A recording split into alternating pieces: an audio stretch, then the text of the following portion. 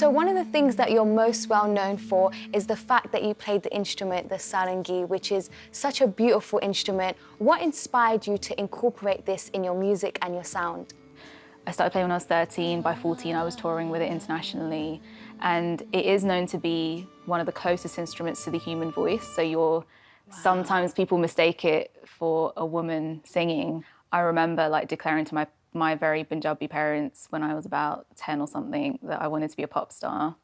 And they were like, maybe you should try like, classical Indian music and spiritual music. But I actually loved that too, because I was like, as long as I get to sing and play music, it's all good.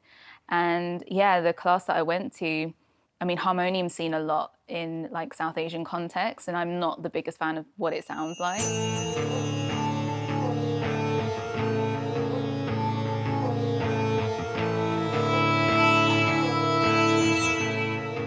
When Western artists, so for example, Timbaland, Jay-Z, Britney Spears, incorporate South Asian sound into their music, what are your thoughts on this? It's music, so I love it. I love the way that people use creativity. What I do wish would happen was that if I come along and do the same thing, that it's not classed as world music. I'd like to be classed in the same kind of mainstream world rather than just go, oh, that's too Indian, or it's not Western enough, or it's too Western.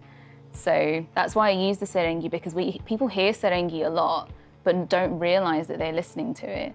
So I'm like, if it's visually there and I'm playing it in its raw form and not just using like a electronic version or a sampled version, like I'm playing the real deal. It's authentic. And it's authentic. This time I'll make myself a shrine, and I'll be the gatekeeper. I built you up so high, my day and night, but I won't let you lie no more, no more, no more, no more. Have you ever thought or considered changing your sound to fit in with the UK music scene to perhaps become maybe more well known? I don't know, I think the UK music scene is so diverse anyway. So when you say the UK scene, I don't know what that is, because there are people doing so many different things now. I know that that I have certain skills and I want to be able to like push them into their limits and see what I can do. So I'm kind of constantly challenging myself. Also like challenging myself as a songwriter, like the Shrines is definitely a more kind of British rock inspired song with loads of like Indian influences, and I like Paradise Lost is more of a ballad, like Bloodline is more pop. I've got one coming out that's kind of reggae with Punjabi folk. Oh my God, so I I'm love just that. pushing, like I'm just exploring, I'm having fun. Pilgrimage led me to your door. Pilgrimage led me to your door. There's so many different directions you can go in as a South Asian artist.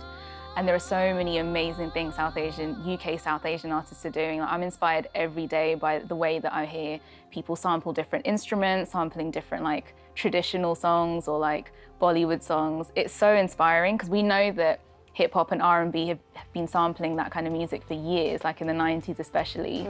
And it's up to us to also use the power of social media and also just bring each other up. Like, it's so beautiful to see artists support other artists. And we know that, especially among women artists as well, that there isn't enough representation.